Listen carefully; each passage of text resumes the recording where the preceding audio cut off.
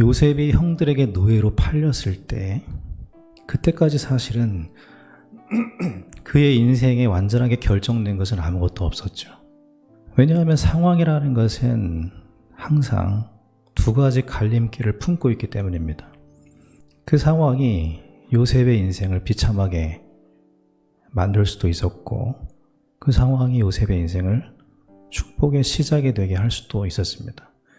신명기 11장 26절에 하나님께서 가나안 땅을 앞에 두고 있는 이스라엘 백성들에게 이렇게 말씀하십니다. 내가 너희 앞에 복과 저주를 두었다. 이것은 우리 인간의 실존에 대한 얘기를 하는 건데, 인간은 어떤 상황에 있든 두 가지 갈림길을 가지고 있다는 겁니다. 이게 인간의 실존이에요. 우리가 어떤 길로 가게 될지 그걸 결정하는 것은 우리가 흔히 생각하는 상황이 아니라는 겁니다. 그 신명기 11장 26절 그 다음 구절에 보니까 27절 28절에 보니까 하나님이 뒤이어서 이렇게 말씀하십니다. 너희가 만일 하나님의 말씀을 들으면 복이 될 것이요 듣지 않으면 저주를 받을 것이다. 우리 인생을 결정하는 것은 우리가 생각하는 것처럼 상황이 아니라 하나님 말씀에 대한 신뢰 혹은 불신이 결정한다는 겁니다. 그렇다면 요셉의 이야기는 특별한 이야기가 아니죠. 근데 이런 상황 속에서 요셉은 하나님을 바라보고 하나님을 신뢰하고 기도합니다. 그런 면에서요, 회개라고 하는 것은 죄 지은 자만 하는 게 아닙니다. 우리는 성도는 날마다 하나님을 향해서 마음을 돌이켜야 되는 거죠. 모든 성도는 날마다 하나님께로 돌아가야 돼요. 말씀으로 생각을 돌려야 됩니다. 그때 하나님 앞에 겸손히 하나님 바라보고 무릎 꿇을 때 하나님은 요셉의 마음과 생각을 위로하시고 붙잡아 주십니다. 하나님이 우리의 마음과 생각을 지키신다라고 하는 것은 작은 게 아닙니다. 거기가 출발점이에요. 인간은 마음이 바뀌면 인생이 바뀌게 되어 있습니다. 그런데 아무리 상황이 건재해도요, 마음이 무너진 사람은 인생이 무너진 거예요. 하나님은 우리가 형통하기를 원하십니다.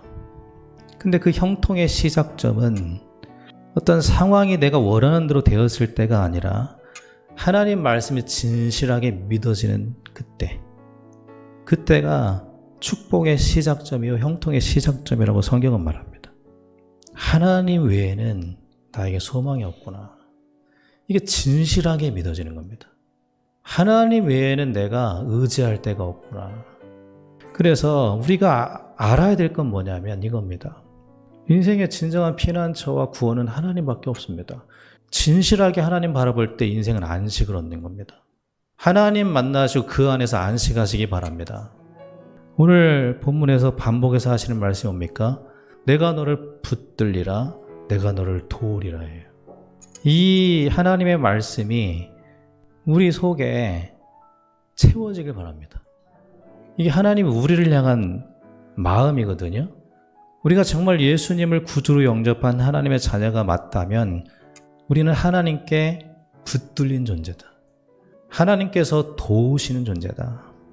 그런데 우리는 어떻습니까? 우리를 붙드는 하나님보다 나와 내 상황에 너무나 집중되어 있을 때가 많잖아요.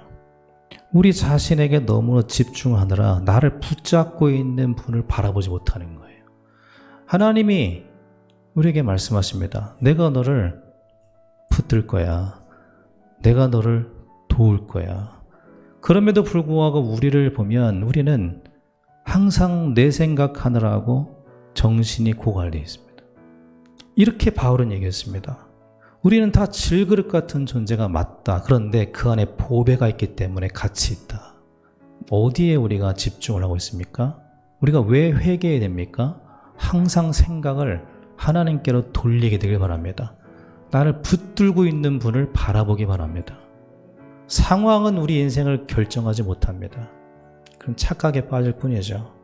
우리의 인생을 결정하는 것은 하나님의 말씀을 향한 믿음이 우리 인생을 결정한다. 나를 사랑하고 내 계명을 지키는 자에게는 천대까지 은혜를 베푸느니라.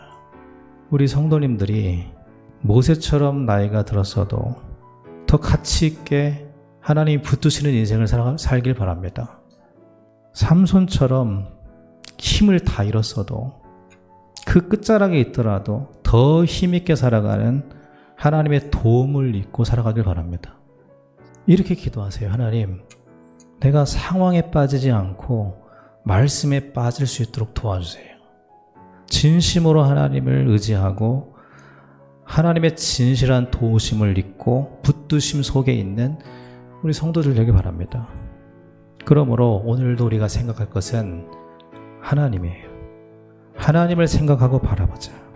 창조주 하나님을 바라보자.